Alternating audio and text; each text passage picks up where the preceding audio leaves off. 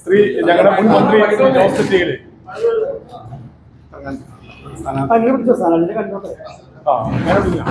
ഇത് പ്രകാശ ചടങ്ങാണ്. പ്രകാശം ചെയ്യാൻ വേണ്ടി ശ്രീ ജോസഫ് ടിയിൽ ക്ഷണിക്കുകയാണ്. ഒന്ന് ഫോട്ടോ എടുക്കും. ഞങ്ങൾ ജയിക്കും, ഞങ്ങൾ നടപ്പിലാക്കും. യെസ്,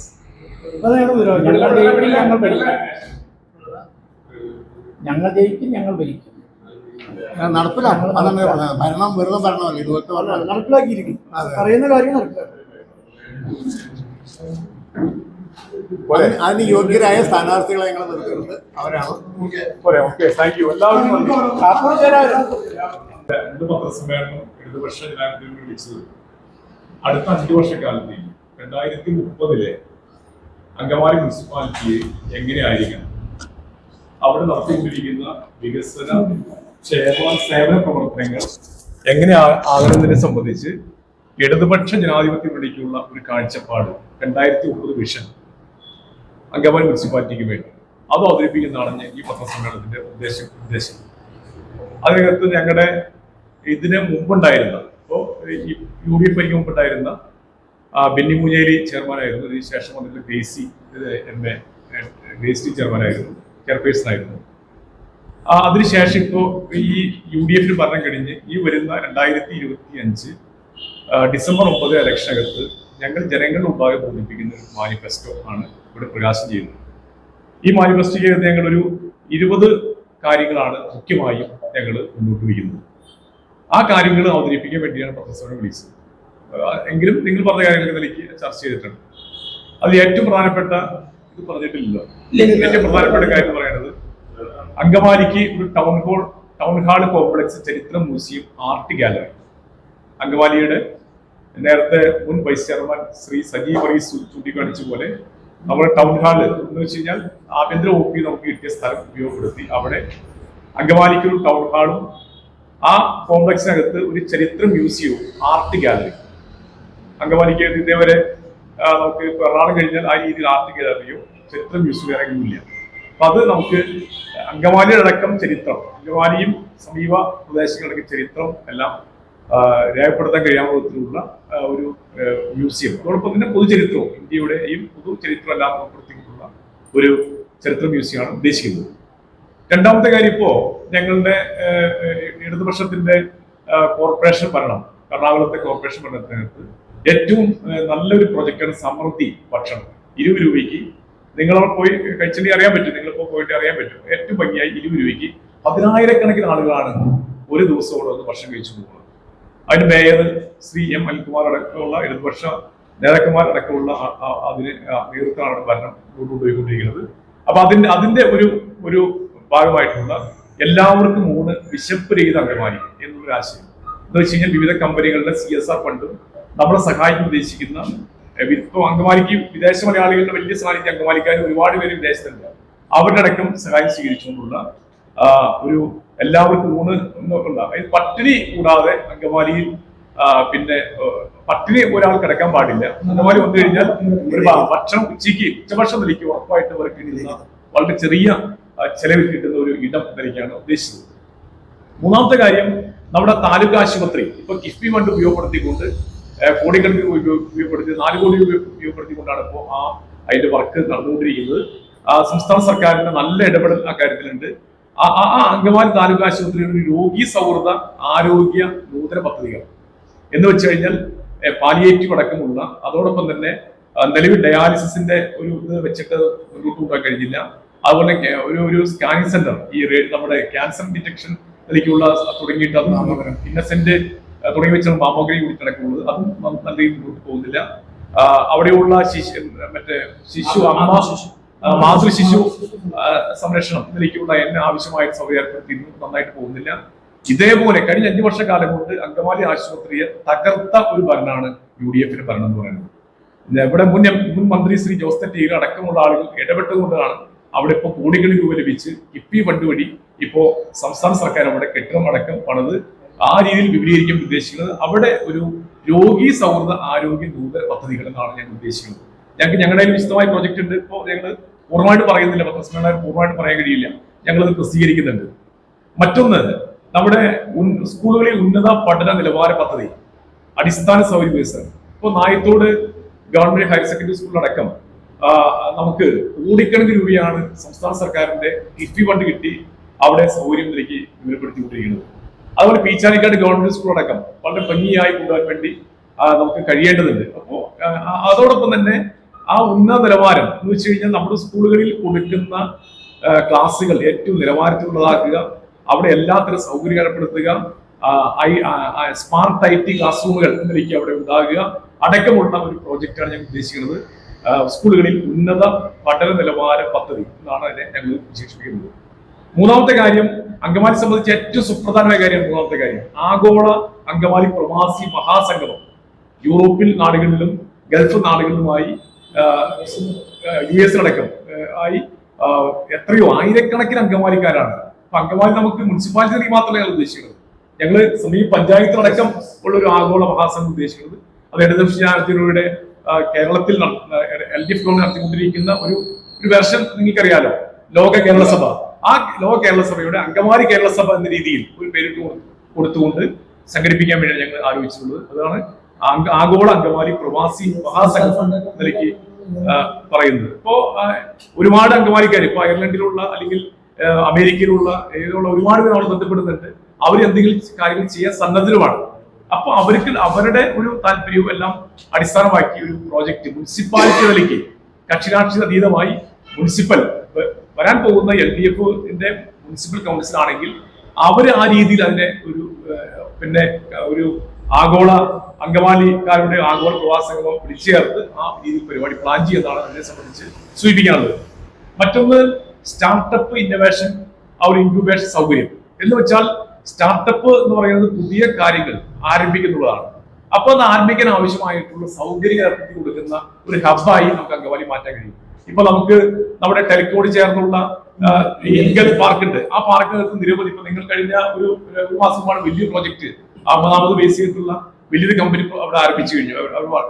കോവിഡിന്റെ വാക്സിൻ നിർമ്മിച്ച കമ്പനിയാണ് അവിടെ ഒരു തുടങ്ങിയിട്ടുള്ളത്. അപ്പോ നമുക്ക് അങ്കമാലിക്കകത്ത് ചെറുപ്പക്കാർക്ക് അല്ലെങ്കിൽ നമ്മുടെ യുവാക്കൾക്ക് അല്ലെങ്കിൽ ഈ മേഖലയ്ക്കകത്ത് സംഭാവന ചെയ്യാൻ കഴിയാവുന്ന IT പ്രൊഫഷണൽസിന്, ഫാർമസ്യൂട്ടിക്കൽ മേഖലയ്ക്കകത്തുള്ള ഗവേഷകർക്ക് ഒക്കെ തന്നെ അവർക്കെല്ലാം സൗകര്യപ്പെടുന്ന രീതിയിലുള്ള നമ്മുടെ സംസ്ഥാന ഗവൺമെന്റിന്റെ സഹായത്തോടു കൂടിയുള്ള ഒരു സ്റ്റാർട്ടപ്പ് ഇന്നോവേഷൻ ഇൻക്യുബേഷൻ സൗകര്യം നിലയ്ക്ക് ഏർപ്പെടുത്തി കൊടുത്ത് അതിന്റെ ഹബ്ബാക്കി അങ്കമാലി മാറ്റാൻ വേണ്ടിയാണ് ഞാൻ ഉദ്ദേശിക്കുന്നത്. മറ്റൊന്ന്, കാർഷിക മേഖലയുടെ വികസനം, കർഷക വിപണി, കർഷക കൂട്ടായ്മകൾ. ഞാൻ വിശദീകരിക്കുന്നില്ല. വിവിധ തലങ്ങളിൽ ഇപ്പോഴും പാടശേഖരങ്ങൾ തരിച്ചിട്ട് കിടക്കുന്നുണ്ട് അങ്കമാലിക്ക്.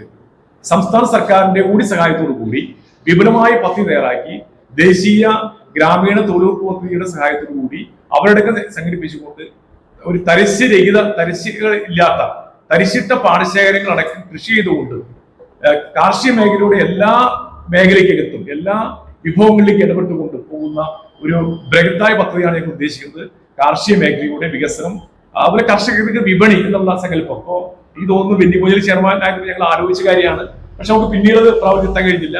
കാർഷിക വിപണി അത് നമുക്ക് ആ രീതിയിൽ നമുക്ക് കൊണ്ടുവരേണ്ടതുണ്ട്. മറ്റൊന്ന്, ആധുനിക stadium, sports hub, turf court പ്രവർത്തനക്ഷമമാക്കൽ. ഇപ്പൊ നമ്മുടെ അങ്കമാലിക്ക് ഉള്ള ഏറ്റവും വലിയ പ്രശ്നം ഒരു സ്റ്റേഡിയം നമുക്കില്ല. എന്ന് വെച്ച് കഴിഞ്ഞാൽ ഒരു പൊതുവായിട്ടുള്ള ഒരു കാര്യം, ഒരു കളിസ്ഥലം നിലയ്ക്ക് നമുക്ക് ഇല്ലാത്തതാണ്. അതിപ്പോ കളിസ്ഥലത്തിന് വേണ്ടി ഇപ്പോ പാടശേഖരം വാങ്ങിച്ചു എന്ന് ഇവർ പറയുന്നുണ്ട്. അതിന്റെ രേഖകളൊന്നും കമ്മ്യൂണിസ്റ്റ് വെച്ചിട്ടില്ല എന്നാണ് ഞങ്ങൾക്ക് മനസ്സിലാക്കാൻ കഴിഞ്ഞിട്ടുള്ളത്. പക്ഷെ ഞങ്ങൾ അത് എന്തായാലും ഒരു നല്ലൊരു സ്റ്റേഡിയം അങ്കമാലിയിൽ കൊണ്ടുവരാൻ വേണ്ടി ഞങ്ങൾ ശ്രമിക്കും. അതിന് ഞങ്ങളുടെ ആ സ്റ്റേഡിയത്തിന് തന്നെ മഹാനായ AP കുര്യൻ നാമധേയത്തിൽ ഒരു സ്റ്റേഡിയം കൊണ്ടുവരാൻ ഞങ്ങൾ ആഗ്രഹിക്കുന്നത്. ഒരു സ്പീക്കർ കൂടിയായിട്ടുള്ള അദ്ദേഹത്തിന് കൂടി ഇപ്പൊ സംസ്ഥാന സർക്കാരിന്റെ കൂടി സഹായത്തോടു കൂടിയുള്ള ഒരു സ്റ്റേഡിയം നിലയ്ക്ക് കൊണ്ടുവരാൻ വേണ്ടിയാണ് ഞങ്ങൾ ആഗ്രഹിക്കുന്നത്. അതുപോലെ തന്നെ ടർഫ് കോർട്ട്. ഇപ്പൊ ടർഫ് കോർട്ടിന്റെ സ്ഥിതി അറിയാം. MA ഗ്രേസ് ടീച്ചർ ചെയർപേഴ്സൺ ആയിരിക്കുമ്പോൾ 2 വർഷം ഭരിച്ചിരിക്കുമ്പോൾ ഞങ്ങള് അത് 90% പണി പൂർത്തീകരിച്ചതാണ്. 5000 പാടത്ത് MCFന്റെ ബന്ധപ്പെട്ട കെട്ടിടപണിയുണ്ട്. അത് രണ്ടും നിങ്ങൾ പോയി നോക്കണം. ദയവായി ഞങ്ങളെ ഇവിടെ നിങ്ങൾ ചർച്ച ചെയ്യുന്നവർ, ഞങ്ങളോട് ചോദ്യം ചോദിക്കുന്നവർ, ദയവായി പത്രപ്രവർത്തകന്മാർ, ലേഖകന്മാർ അവിടെ പോയി നോക്കണം. അതിപ്പോ നശിച്ചു കിടക്കുകയാണ്. ആ ടർഫ് കോർട്ട് ഇവിടെയുള്ള MLA എല്ലാം ചെന്ന് ഉദ്ഘാടനം ചെയ്തു. ആരെങ്കിലും അവിടെ കളിച്ചിട്ടുണ്ടോ എന്ന് നമ്മൾ പരിശോധിക്കുമ്പോൾ ഒരു ടീം പോലും ആ കോർട്ട് ഇപ്പോൾ കളിക്കുന്നില്ല. എന്ന് വെച്ചാൽ തുറന്നു കൊടുക്കുന്നില്ല, അടച്ചുപൂട്ടി ഇട്ടിരിക്കുകയാണ്. ലൈറ്റ് സൗകര്യങ്ങളോ അനുബന്ധമായ ബാത്റൂമുകളോ ഒന്നും അവിടെ ഇല്ല. മാത്രമല്ല മറ്റേ MCF ആണെങ്കിലും അവിടെ ഇതെല്ലാം കുന്നുകൂട്ടി ആകെ പ്രയാസപ്പെട്ടിരുന്ന സാഹചര്യത്തിലാണ് സമരം ചെയ്തിട്ടാണ് അവിടെ നിന്ന് അയ്യാടിപ്പാടത്തുള്ള ആളുകളും ഞങ്ങൾ LDF കൗൺസിലർമാരും സമരം ചെയ്തിട്ടാണ് അവിടെ സാധനങ്ങൾ മാറ്റിയത്. അത് ഇപ്പോഴും ശോചനീയ അവസ്ഥയിലാണ്. അപ്പൊ അത് നന്നാക്കി എടുക്കാൻ വേണ്ടി ടർഫ് കോർട്ട് പ്രവർത്തനക്ഷമമാക്കലും ഈ പറയുന്ന അയ്യാടിപ്പാടത്തെ MCFന്റെ പ്രവർത്തനം ശക്തിപ്പെടുത്താൻ വേണ്ടി ഞങ്ങൾ ശ്രമിക്കുന്നതാണ് അതിനെ സംബന്ധിച്ച് പറയാനുള്ളത്. മറ്റൊന്ന്, നിർദ്ദിഷ്ട പൊതു ഇടങ്ങളിലും അംഗീകൃത വായനശാലകളിലും സൗജന്യ വൈഫൈ. ഇപ്പോ നമുക്ക് ഞങ്ങളിപ്പോ അതിനെ സംബന്ധിച്ച് ചർച്ച നടത്തിയിട്ടുണ്ട്. കെഫോൺ അതിനെ സംബന്ധിച്ച് മുന്നോട്ട് വന്നിട്ടുണ്ട്. അപ്പൊ ഈ കെഫോണിൽ ഏതെങ്കിലും ബന്ധപ്പെട്ട ഇന്റർനെറ്റ് പ്രൊവൈഡ് ചെയ്യുന്ന കമ്പനി അവർ വെച്ചിട്ട് ഞങ്ങൾ അത് ആലോചിച്ച് ഞങ്ങൾ ഒരു ഘട്ടം ചർച്ച നടന്നിട്ടുണ്ട് അതിനെ സംബന്ധിച്ച്. അപ്പൊ എന്തായാലും ഞങ്ങളുടെ പരം വരാണെങ്കിൽ LDF പരം വരാണെങ്കിൽ നിസ്സംശയമായിട്ട് പറയാൻ പറ്റും ഞങ്ങൾക്ക് ഈ കാര്യം നിർദ്ദിഷ്ട പൊതു ഇടങ്ങളിൽ അംഗീകൃത വായനശാലകളിൽ സൗജന്യ വൈഫൈ ഞങ്ങൾ ഉറപ്പാക്കിയിരിക്കും എന്നാണ് അതിനെ സംബന്ധിച്ച് പറയാനുള്ളത്. പിന്നെ ലൈബ്രറികൾ, കലാസമിതികൾ, ഫിലിം ക്ലബ്ബുകൾ, സാംസ്കാരിക ഇടപെടൽ അത് ഞങ്ങൾ അതിന് നവീകരണം നന്നായി നടത്തി വേണ്ടി മുന്നോട്ട് പോകും. ശുചിത്വം ഉറപ്പുവരുത്തി പബ്ലിക് ടോയ്ലറ്റ് സൗകര്യം. ഇപ്പോൾ നമ്മൾ ടോയ്ലറ്റ് പല ഘട്ടങ്ങളിൽ കൊണ്ടുവന്നെങ്കിലും അത് വേണ്ടത്ര നന്നായി മുന്നോട്ട് പോകാൻ കഴിഞ്ഞിട്ടില്ല. അതിന്റെ പോരായ്മകൾ ഞങ്ങൾ നന്നായി തിരിച്ചറിയുന്നുണ്ട്. ഞങ്ങളുടെ കാലത്ത് അതിന്റെ പോരായ്മ ഉണ്ടായിട്ടുണ്ട്. അതെല്ലാം പരിഹരിച്ചുകൊണ്ട് ഒരു പബ്ലിക് ടോയ്ലറ്റ് സംവിധാനം നന്നായി സംഘടിപ്പിക്കാനുള്ള അത് സജ്ജീകരിക്കാനുള്ള ഒരു തീരുമാനം ഞങ്ങൾ ഉറപ്പുവരുത്തുന്നതാണ് അതിനെ സംബന്ധിച്ച് പറയാനുള്ളത്. എല്ലാവർക്കും വീട് ഭവനത്തിലേക്കായി ലൈഫ് മിഷൻ പദ്ധതി തുടർച്ച എന്ന് വെച്ച് കഴിഞ്ഞാൽ നമ്മുടെ മുനിസിപ്പാലിറ്റിക്കകത്ത് നൂറുകണക്കിന് വീട് ലൈഫ് മിഷൻ വഴി കൊടുത്തിട്ടുണ്ട്, സംസ്ഥാന സർക്കാർ കൊടുത്തിട്ടുണ്ട്. പക്ഷെ ഇപ്പോഴും അതിനകത്ത് അപേക്ഷകൾ എണ്ണം ഇനിയും എത്രയോ ആളുകൾ കിട്ടാനുണ്ട് ലൈഫ് മിഷൻ പദ്ധതി വഴി. ചാലകളിലും അതോടൊപ്പം തന്നെ പുറമ്പോക്കുകളിലും അതോടൊപ്പം തന്നെ റെയിൽവേ പുറമ്പോക്കിലും ഒക്കെ കിടക്കുന്ന സാധു മനുഷ്യരുണ്ട്, ആ സാധു കുടുംബങ്ങളുണ്ട്. അവർക്ക് വേണ്ടിയുള്ള ഈ സംസ്ഥാന സർക്കാരിന്റെ ലൈഫ് മിഷൻ പദ്ധതി ഏറ്റവും മനോഹരമായി വൃത്തിയായി നടപ്പാക്കി അർഹതപ്പെട്ട എല്ലാവർക്കും ഞങ്ങൾ ആ കിടപ്പാട് ഉറപ്പായി കൊടുക്കുന്നതാണ് അതിനെ സംബന്ധിച്ച് ഇവിടെ സൂചിപ്പിക്കാനുള്ളത്. പിന്നെ ഞങ്ങളുടെ ഭിന്നശേഷി സൗഹൃദകരായിട്ട് ഇപ്പോ അംഗപരിമിതരായ ആളുകളെ സംബന്ധിച്ചിടത്തോളം ഒരു ഭിന്നശേഷി സൗഹൃദകരം എന്ന് പറയാൻ കഴിയില്ല. നമ്മുടെ പല സ്ഥാപനങ്ങളിലേക്കോ സർക്കാർ സ്ഥാപനങ്ങളിലേക്ക് അടക്കം കയറി ചെല്ലാൻ വേണ്ടി ഭിന്നശേഷിക്കാർ കഴിയാത്ത സ്ഥിതിയുണ്ട്. അപ്പോൾ അതെല്ലാം പരിഹരിക്കാൻ വേണ്ടിയുള്ള ഒരു ദ്രുത ഗതിയിലുള്ള ഒരു തീരുമാനത്തെ ഞങ്ങൾ നടപ്പാക്കുന്നതാണ് പറയാനുള്ളത്. പിന്നെ റെസിഡൻസ് അസോസിയേഷനുകൾ നമ്മുടെ സമൂഹത്തിൽ വലിയ പങ്ക് വഹിക്കുന്നുണ്ട് എല്ലാ കാര്യങ്ങളിലും. റെസിഡൻസ് അസോസിയേഷനുകൾ സർക്കാരിന്റെ ഇപ്പോൾ ബേസിക് യൂണിറ്റുകളാണ്. ആ ബേസിക് യൂണിറ്റുകളെ കണക്കാക്കിക്കൊണ്ട് അവരെ കൂട്ടിയൊഴിപ്പിച്ചുകൊണ്ടുള്ള വികസന സേവന ക്ഷേമ പ്രവർത്തനങ്ങളിൽ അവരുടെ കൂടി പങ്കാളിത്തം ഉറപ്പുവരുത്തിക്കൊണ്ടുള്ള ഒരു കാര്യം ഞങ്ങൾ ചെയ്യുമെന്ന് ഇവിടെ ഞങ്ങൾ ഉറപ്പുവരുത്താണ്. അതോടൊപ്പം തന്നെ വയോജന സൗഹൃദത്തിൽ പകൽ വീടുകൾ, തണൽപാതകൾ വളരെ പ്രധാനപ്പെട്ട കാര്യമാണ്. നമ്മുടെ കുന്നുഭാഗത്ത് പിന്നെ കഴിഞ്ഞ LDF ഭരണസമിതി ആരംഭിച്ച ആരോഗ്യപാത അത് നിങ്ങൾ പോയി കാണണം. കാട് പിടിച്ച് അവിടെ സ്ഥാപിച്ച ഇലക്ട്രിക് പോസ്റ്റുകളൊക്കെ തന്നെ അവിടെ കാട് കയറി കിടക്കാണ്. അപ്പോ അത് നോക്കുകുത്തികളായി മാറിയിട്ടുണ്ട്. അപ്പൊ ആ കാര്യത്തിനകത്ത് ഞങ്ങൾ ഉദ്ദേശിക്കുന്നത് ഈ പറയുന്ന വിധത്തിൽ തണൽപാതകൾ, ആരോഗ്യപാതകൾ വൈകുന്നേരങ്ങളിൽ നമ്മുടെ ചെയ്ത പോലെ നമ്മുടെ ശ്രീ ജോസ് മുൻ മിനിസ്റ്ററുടെ മുൻകൈ നടത്തിയ പദ്ധതികളുണ്ട്. അതുപോലെ തന്നെയുള്ള പദ്ധതികൾ നമ്മുടെ അങ്കമാലിയിൽ ഒരു 4-5 സ്ഥലങ്ങളിലെങ്കിലും ചെയ്യാൻ വേണ്ടിയുള്ള ഞങ്ങൾ ഉദ്ദേശിക്കുന്നത്. പകൽ വീടുകൾ, ഇപ്പൊ വയോജനങ്ങൾ വർദ്ധിച്ചവരാണ് നമ്മുടെ സമൂഹത്തിനകത്ത്. ആരോഗ്യ സംവിധാനത്തിന് ഗുണം കൊണ്ട് ഇപ്പോ 80 വയസ്സ് അല്ലെങ്കിൽ 70 വയസ്സുള്ള വയോജനങ്ങളെല്ലാം കൂടിക്കൊണ്ടിരിക്കുകയാണ്. അപ്പൊ അവർക്കുള്ള ഒരു പകൽ വീടുകൾ, അവരുടെ മാനസിക ഉല്ലാസത്തിന് വേണ്ടി, അവരുടെ കൂട്ടായ്മയ്ക്ക് വേണ്ടി ഉള്ള ഒരു പകൽ വീടുകൾ ഞങ്ങൾ പരമാവധി വാർഡുകളിൽ അത് തുടങ്ങാൻ വേണ്ടിയുള്ള ഒരു സംവിധാനം ഞങ്ങൾ ഏർപ്പെടുത്തുന്നതാണ് അതിനെ സംബന്ധിച്ച് പറയാനുള്ളത്. അതുപോലെ അത്യന്താധുനിക പാർക്ക് ഏരിയ, ഇപ്പൊ നമുക്ക് പാർക്കിന് വേണ്ടി പ്രശ്നം നമ്മൾ നേരിടുന്നുണ്ട്. അപ്പൊ നമുക്ക് കുറച്ച് സ്ഥലം കിട്ടിക്കഴിഞ്ഞാൽ ഒരുപാട് വണ്ടികൾ പാർക്ക് ചെയ്യാൻ കഴിയാവുന്ന സിസ്റ്റം നമ്മുടെ സമൂഹത്തിൽ പല ഇന്നോവേഷൻ കമ്പനികളും അത് ഇപ്പോൾ കണ്ടെത്തിയിട്ടുണ്ട്. ആ സിസ്റ്റം ഉപയോഗപ്പെടുത്തിക്കൊണ്ട് പാർക്കിംഗ് ഏരിയ വിപുലപ്പെടുത്താൻ വേണ്ടി ഞങ്ങൾ പരിശ്രമിക്കുന്നതാണ് പറയാനുള്ളത്. അതുപോലെ സ്വയം പര്യാപ്ത സ്ത്രീ സമൂഹത്തിനെ കുടുംബശ്രീ ഏകോപനം. ഇപ്പോൾ കുടുംബശ്രീയെ കഴിഞ്ഞ 4 വർഷക്കാലമായി അതിനെ മരവിപ്പിച്ചിട്ടിരിക്കുകയാണ്. ഏറ്റവും കരുത്തുള്ള കുടുംബശ്രീയാണ് അങ്കമാലി കുടുംബശ്രീ പ്രസ്ഥാനം എന്ന് പറയുന്നത്. ആ CDSനെ, വാർഡുകളിലെ ADSനെ മരവിപ്പിച്ചിട്ടിരിക്കുകയാണ്. അവർക്ക് ആവശ്യത്തിനുള്ള ഫണ്ട് കൊടുക്കാൻ വേണ്ടിയുള്ള പ്രവർത്തനം സംഘടിപ്പിക്കുന്നില്ല, ആവശ്യമായ പ്രവർത്തന സൗകര്യം ഏർപ്പെടുത്തി കൊടുക്കുന്നില്ല. അതിന്റെ ഭാഗമായി അവർക്ക് നാഷണലൈസ്ഡ് ബാങ്കിൽ നിന്ന് കിട്ടുന്ന ലോണുകൾ, അതിന് സബ്സിഡി കൊടുത്ത് ആ ലോണുകൾ എടുത്തു കൊടുക്കാൻ ശ്രമിക്കുന്നില്ല. പൂർണ്ണ പരാജയമായിരുന്നു. കുടുംബശ്രീ സഹോദരിമാരോട് തികഞ്ഞ അവഗണനയും പൂർണ്ണ പരാജയമായിരുന്നു ഇന്നത്തെ UDF ഭരണസമിതി. അതിൽ മാറ്റം വരുത്തി ഞങ്ങൾ നല്ല തോതിൽ സ്വയം പര്യാപ്ത സ്ത്രീ സമൂഹത്തിനായി കുടുംബശ്രീ ഏകോപനം എന്നാണ് ഞങ്ങളുടെ മുദ്രാവാക്യം. അത് വിശദമായ പ്രോജക്റ്റ് ഞങ്ങളുടെ കയ്യിലുണ്ട്. അതുപോലെ തന്നെ ചിൽഡ്രൻസ് സ്മാർട്ട് പൊതു പാർക്കുകളും ചിൽഡ്രൻസ് സ്മാർട്ട് പാർക്കുകളും ഇപ്പൊ കഴിഞ്ഞ LDF ഭരണസമിതിയാണ് നമുക്കറിയാം. അതിന് മുമ്പ് ഭരിച്ചിരുന്ന ശ്രീ ബെന്നി മുജൽ സമയത്ത് തന്നെ ആരംഭം കുറിച്ച് പിന്നീട് ഗ്രേസ് നമുക്ക് ഉദ്ഘാടനം ചെയ്യപ്പെട്ട നമ്മുടെ MC റോഡിനോട് ചേർന്നുള്ള ആ പുതു പാർക്ക് ഏറ്റവും നന്നായി. ഇപ്പൊ അതിന്റെ അവസ്ഥ പോയി നോക്കണം നിങ്ങൾ. ഞങ്ങള് ഇവിടെ ഒരു വിമർശകർ പറയുന്നതല്ല, നമ്മൾ ഏൽപ്പിക്കുന്ന ഭരണം, ജനാധിപത്യ ക്രമത്തിനകത്ത് ഏൽപ്പിക്കുന്ന ഭരണം ജനപ്രതിനിധികൾ എങ്ങനെയാണ് അത് വികൃതമായി ചെയ്യുന്നത് എന്നതിന്റെ പച്ചയായിട്ടുള്ള ഉദാഹരണമാണ് പാർക്കിൽ ഇപ്പോഴത്തെ അവസ്ഥ നൽകി കാണാൻ കഴിയും. എന്തായാലും ഞങ്ങൾ വലിയ നല്ല മാറ്റം വരുന്നത് തന്നെ ഞങ്ങൾ കൊണ്ടുവന്ന് ഞങ്ങളുടെ പ്രൊഡക്റ്റാണ്, ഞങ്ങളുടെ കുഞ്ഞാണത്. അതിന് അടക്കമുള്ള ആ തരത്തിൽ, അത് മാത്രമല്ല മറ്റു സ്ഥലങ്ങളിലും സ്ഥലം കണ്ടെത്തി പൊതു ഇടങ്ങളിൽ ഞങ്ങൾ അതിനെ സ്ഥാപിക്കാൻ വേണ്ടി ആവശ്യ ഏർപ്പാടുകൾ ചെയ്യുന്നതാണ് പറയാനുള്ളത്. ആ ഒരു സാംസ്കാരിക കോർണർ ഇപ്പോ ഞങ്ങൾ ഉദ്ദേശിക്കുന്നത് അങ്കമാലിക്ക് ഇപ്പൊ സ്റ്റേഡിയം ഇല്ല, നമുക്ക് എല്ലാം ഒത്തുകൂടെ ഒരു സാംസ്കാരിക ഒരു കൾച്ചറൽ സെന്റർ നമുക്കില്ല. അപ്പൊ അങ്കമാലി ബേസ് ചെയ്തുകൊണ്ട് അങ്കമാലിയുടെ ഒരു യോഗ നടത്താനോ ഒരു കൾച്ചറൽ പരിപാടി സംഘടിപ്പിക്കാനോ ഒക്കെ തന്നെ നമ്മൾ റോഡ് വക്കിൽ നടത്തുന്ന സ്ഥിതിയാണ്. അപ്പോ നമ്മുടെ അങ്കമാലിക്ക് ഒരു കൾച്ചറൽ സെന്റർ, ഒരു സാംസ്കാരിക കോർണർ നിലയ്ക്ക് ഞങ്ങൾ ഉദ്ദേശിക്കുന്നത് കേന്ദ്രം. അത് ഞങ്ങളുടെ മുന്നിൽ പലവിധ പദ്ധതികളുണ്ട്. അതിനകത്ത് ഗവൺമെന്റ് സഹായത്തോട് ഭൂമി അലോട്ട്മെന്റ് TBയോട് ചേർന്ന് കിട്ടുമ്പോൾ ഞങ്ങൾ അന്വേഷിച്ചുകൊണ്ടിരിക്കുന്നുണ്ട്. അതല്ലെങ്കിൽ നമ്മുടെ പഴയ മുനിസിപ്പാലിറ്റി കെട്ടണം, അതിന്റെ ഭാഗത്ത് എന്തെങ്കിലും ചെയ്യാൻ പറ്റുമെന്ന് ഞങ്ങൾ ആലോചനയിലുണ്ട്. ഇതല്ല എങ്ങനെയാണ് ഞങ്ങൾ എന്തായാലും ഞങ്ങൾ 5 വർഷക്കാലം കൂടി ഞങ്ങൾ നടപ്പിൽ വരുത്തും.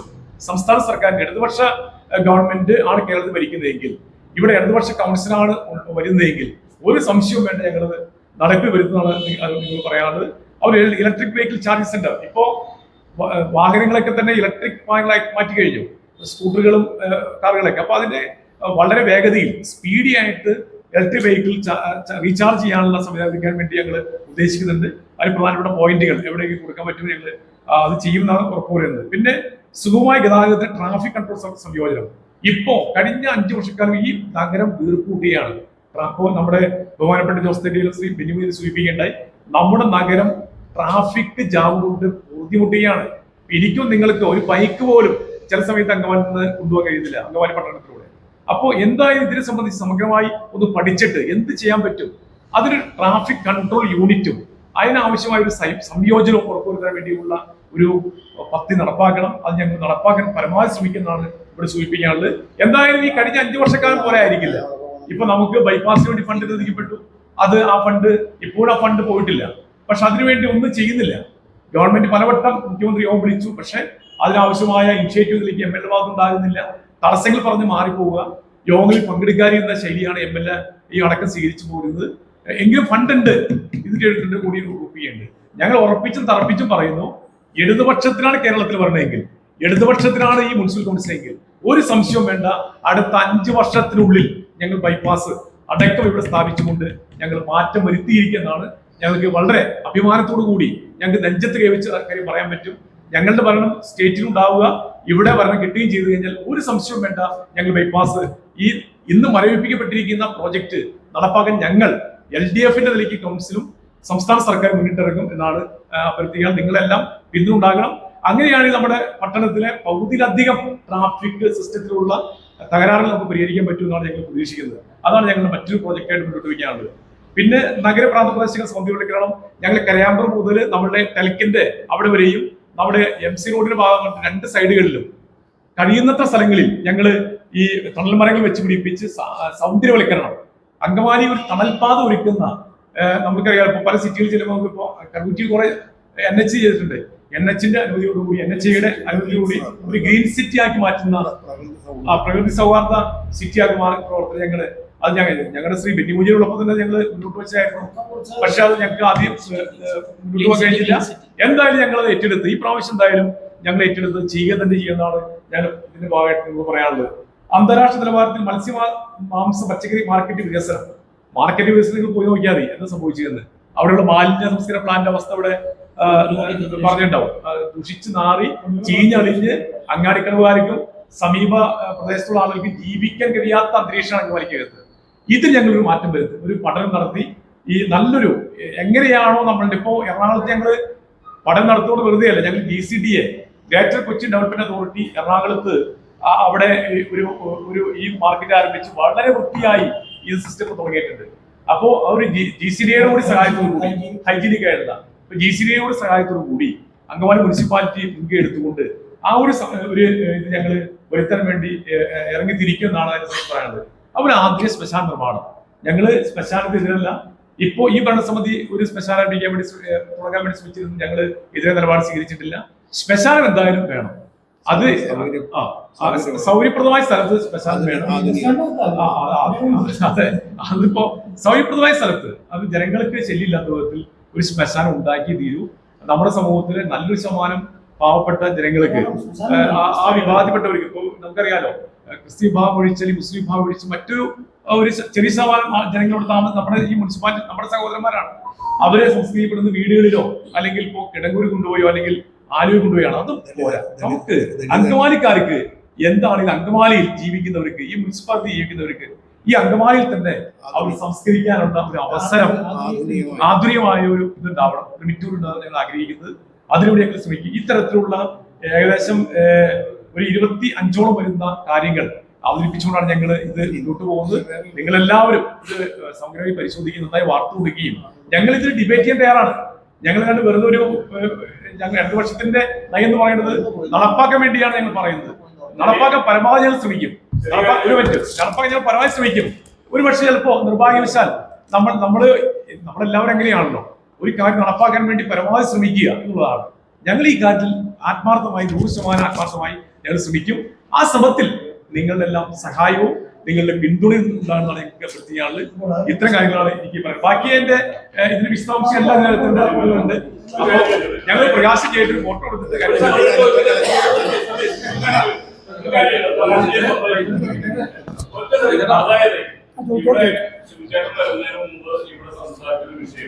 അങ്കമാലിയിലെ ഗതാഗതത്തിലാണ്.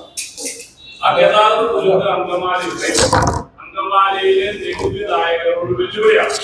പക്ഷേ നിങ്ങൾ പറയുന്ന പ്രകടനത്തിൽ 23ാമത്തെ സ്ഥാനം എന്തായാലും ജനങ്ങളെ നേരിട്ട് ബാധിക്കുന്ന വേറൊരു വിഷയമാണ് തെരുവ് നായ്ക്കൾ.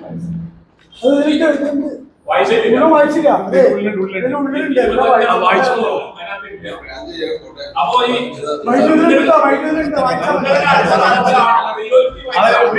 ഒരു കാര്യം സംശയരഹിതമായിട്ട് ക്യാമറയ്ക്കുകൊണ്ടാണ് പറയുന്നത്. ഞങ്ങൾ അധികാരത്തിൽ ഇടതുപക്ഷ ഗവൺമെന്റ് കേരളത്തിൽ അധികാരത്തിൽ ഉണ്ടായിരിക്കും. ഇടതുപക്ഷ കൗൺസിൽ അങ്കമാലിക്കകത്ത് പ്രവർത്തി ചെയ്തു കഴിഞ്ഞാൽ ഞങ്ങൾ ഇവിടെ അങ്കമാലി ബൈപ്പാസ് വന്നിരിക്കുമെന്ന് നിങ്ങളോട് ഉറപ്പിച്ച് തർപ്പിച്ച് ഞങ്ങൾ വീണ്ടും